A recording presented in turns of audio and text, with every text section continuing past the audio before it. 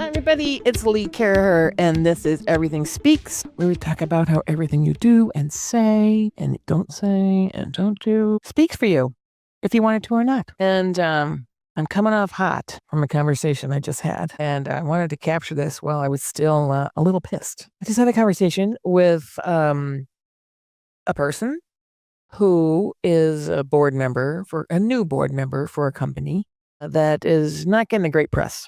He calls because a friend of his I recommended. He talked to me about what this company needs to do from a reputation point of view, et cetera, et cetera, et cetera. And our conversation started off with Lee. We got some bad press. And we need to replace the PR people because they're just bad. And it sort of put me on my back foot a little bit. And I said, well, tell me more. Tell me more about it. And I had done a little bit of research and I had a definite point of view, but I wanted to hear what he had to say. And he goes, yeah, these PR, they can't do anything. They can't tell a story. They can't do anything. And we just need really good, solid people to do this. And I had him tell me about a couple of the different stories would come out. And he just kept talking about how bad the PR staff is. Now, there are people who are not good at the art of communications, who are not good at media relations, who do not know how to talk with the media or deliver a message or a story to different media outlets so that they can carry it. Absolutely. However, a bad story about your CEO's decision to do something is not bad PR. It's a bad story, not a bad PR. I'm not sure I would go all the way down the line to there is no bad PR, there are just bad business decisions, but I'm almost there on this one. So I asked the question, I said, so this story, is it true? Did this happen? Yes. He was very combative. I said, well, if that's true, then it's not bad PR. It's a bad business decision that led to the bad story. Because the bad story, was about how people were impacted by this business decision. If I had a good PR personally, they would have killed that story. I said, not today. Maybe before, but not today they won't because I'm tracked it back. So if I look at this, I'm clicking. It looks like it started on social media. Well, you started on social media with a complaint about a relatively well-known company. And then other people get jammed on and said, yeah, that happened to me too. And then the algorithm takes it over and then it pushes it. And all of a sudden it's out of your control. So that's not bad PR. That's a bad business decision that was made. And he said, well, I don't think we can work with you then. I said, yeah, well, let me, I'm very happy to talk with you more about this, but, and we've done a lot of this work when companies have had bad stories. But in general, in my experience, we can have bad practitioners, and that usually means that a good story doesn't get out well enough. But in general, the negative stories are one of two camps. One, someone was out to do a hit job on you, and that's very few companies who do that. Or two, it's a bad business decision that had an impact that somebody picked up and ran with it, and it got traction. And that's a bad business decision. And you can usually track it back to something, a decision that was made and then how it was interpreted and then rolled with it. He did not like that answer. And I said, well, I wish you luck. And I'm very happy to talk to you again if you want to come back around or if you need a recommendation. Maybe, there are some great crisis firms that I can recommend to you who, well, I don't need a crisis firm. I need a good PR firm. I'm like, okay. He was very angry. I don't think he was not angry at me. He was angry at the situation. So I knew enough to know it wasn't angry at me. However, yeah, I'm going to go there. Not bad PR, bad business decisions. PR doesn't create the reality. Now, PR can shape what's out there and can shape a story. PR meaning the media relations part of the PR world, right? So PR is what are you going to say, who are you going to say it to, how are you going to say it, and all those things. And when are you going to do it, right? Who matters to your business and why, and how do you get to those people? That is public relations. It does not just mean media relations anymore. But if there's a bad experience, think United pulling somebody off their plane. I mean, just how many times do we have, all the things. So when someone says we need better PR, I usually say yes, and you need better business decisions that would lead to better stories to tell. And one that is just the classic, and actually It was like this whole conversation I just had just brought me back to a conversation I had probably 12 years ago. Was when Uber was melting down with Travis Kilm. And I was in San Francisco. We were right around the corner from Uber, and it was just such a bro culture. You don't have to just Google it. You'll find it. Here's a company who had come up just by being disruptive, by being, they used to deliver puppies to offices in their cars. So that, I mean, it was just such a good story. And then all of a sudden things changed. It came changed from a cultural perspective. It was all about cultural perspective. And they were getting such great positive things. But the story they were doing was bold, it was innovative, it was relentless, great story. Seriously. And then it turned. It turned to toxic culture. It turned to leadership behavior, sex in the stairwells, regulatory flights, dirty dealing with cab medallions, internal complaints. So many internal complaints. There's books about this, and wasn't just one story. Right, one story would be a flash in the pan, but this was like a pattern, and that's business behavior, business decisions. And I had the conversation with several people and, "Lee, what do you think we should do?" And I said, "Well, I think you know what you should do. We have Uber has a PR problem." "Nope, you have a leadership problem." And not one of those stories was about bad press release, a bad tweet, a mistimed tweet from them, a spokesperson who said the wrong thing. That PR team was working overtime. They were about decisions, behavior, and culture. And when employees spoke out about the culture, that wasn't PR, right? That was management. And when leadership was described as aggressive and dismissive, that wasn't messaging, that was behavior. When the company kept clashing with regulators, that wasn't communications, that was strategy. PR didn't create those stories. The PR team was left holding the bag and the microphone when those happened. They had to respond to them. There is no response if the management and the decisions and the strategy doesn't line up with a sorry. And of course, that didn't stay forever, right? They did get rid of Travis. They had to dislodge him from there. There was changing in the board. And then Dara, I can never say his last name, Korshwani, I think, stepping as CEO. And I think he said it on the first day, this is going to be a long road, but we're here for the long haul. And he stepped in as CEO and things started to change. His leadership started to change things. Decisions started to be more strategic, they are a fierce competitor. I'm not saying they're not a fierce competitor, but they have better business decisions and better strategy now and better behavior, and they don't tolerate sexist behavior. I mean, all the things. So the narrative started to change. It took a while, right? But it didn't change because of better press releases. It changed because of better business.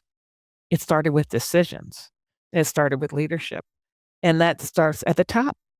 Instead of combative, it was accountable. Instead of we're right on everything, it became we have to work on that. That is a huge shift. Now, it's easy to do the shift when you have a new person delivering that message because it wasn't the person who made the problem, who was fixing the problem. It was an entirely new leadership team. But, he, as the new person, Dara, publicly acknowledged the issues, reset the culture expectations, brought in new people, worked to repair the relationships with regulators all over the world. I mean, it's a big job. And he didn't do it quietly, and he didn't do it buried out. He did it out loud. All along the way, they weren't trying to tell a different story. They were working on the business. Before, they had which is very typical in Silicon Valley, win at all costs mindset. When you're looking for money, the race for I lived there, did that whole thing for 25 years, breathed it. I get it. They were not alone, right? They're just the best example. And instead of the win at all costs mindset, in the lost leader mindset, it turned into a sustainable business growth mindset, operational discipline mindset. It's not as sexy. It's not dogs getting delivered in cars, right? But it's a lot more stable. And from a publicly traded company, that's what they need. The story changed because the behavior changed and the decisions changed. The story didn't change because someone made something up and covered up the truth. That's not what happened. PR didn't fix Uber's reputation. Uber fixed PR. Uber fixed Uber's reputation. And then PR helped tell the story. And they've done a really good job of it. But in my opinion, it hasn't been over the top, right? It's all been in line. They've done something. They said they were going to do something. They've done something. They did the press around it. We said we were going to do it. We did it. We over delivered and on to the next kind of thing. When I hear we need a reputation campaign, always start with what do we want to be known for? And they tell me, and I say, what are you known for now? And then my job is to identify how big is the gap? What are you known for now to what do you want to be known for? And how true or how possible is it to go from one to the other? Sometimes you have to go through zero to get to the other side. If you're not known for what you want to be known for, you're working on that path. And there is storytelling to do around that path. But let's not kid ourselves that we can say we are the greatest thing since sliced bread when we don't actually have a knife, right? So reputation is a lagging indicator of business. I'll say that again. Reputation is a lagging indicator of business. It shows up after the decisions, after the behaviors, after the experience. So when something goes wrong and a bad story happens, the thing where to start is the story true? Not, is it fair? Because you just don't want to get involved with the whole emotion around it. It's not fair. I mean, there's so much emotion on the end of this. Is it true or not? Right? If it's true, that's your starting point. Okay, how did we get here? Right? How did that happen? And I'll tell you a personal story. So when I was internal, I was given customer service to run because it communicates. It was quite a jump for me. And there were 400 or 500 people in that team, and we had a terrible reputation for customer service, and I didn't understand why. And I went over there, and I found out that by observing that people would pick up the phone. This is way before we had email and online chat, all that kind of stuff. That's how old I am. People were calling an 800 line or a 900 line for tips and tricks. But they would get a call, and they say, oh, can you please hold? And the person I observed put the call on hold and then went out to the food truck outside. He was gone for 10 minutes. What? He was gone for 10 minutes, brought his food back to the desk, ate his sandwich, and then picked up the phone. Well, what? So I observed that, and I observed some other things. But someone along the line said, this is okay behavior. But this doesn't happen. Right? There was no reprimand. I mean, people saw it. They were all out there at the food truck. And obviously there's data on how long the hold is. So you know that. But I just observed that one thing. And someone made the decision before me that, yeah, you can put someone on hold and go get your lunch and eat it at your desk and then pick it up again. So that was, he was gone for 10 minutes. That was probably 15, 20 minutes. That person was on hold. My gosh.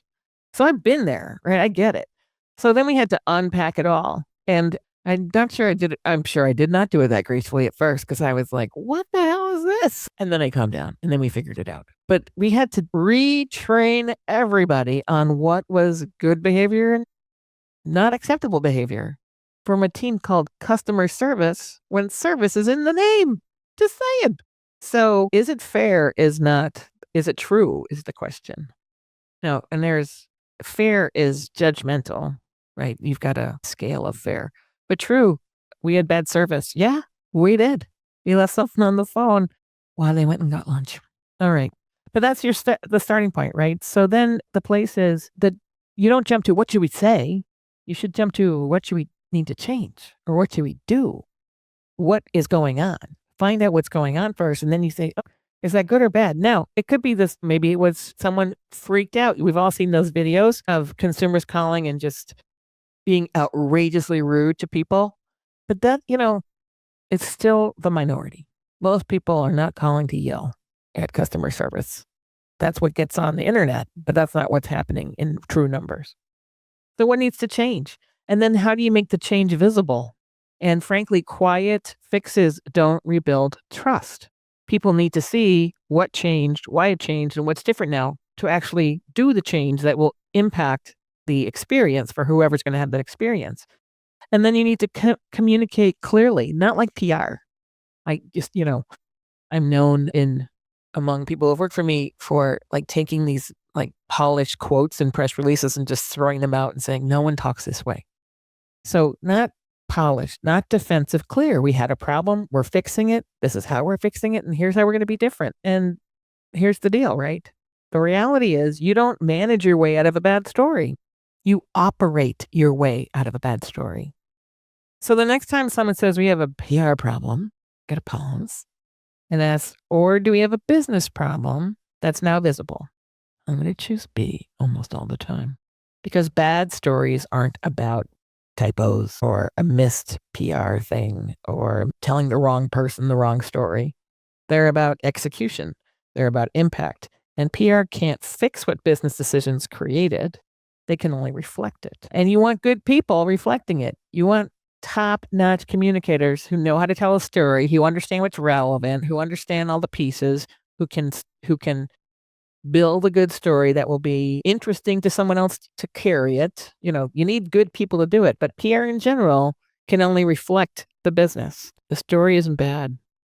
It's reflecting. If the story is bad, you should be asking, what is the business saying first before someone else is carrying that water? All right, everybody. I'm calmed down now after that conversation. Thanks for listening to my cathartic talk. Until next time, I'm Lee Caraher, and this is Everything Speaks.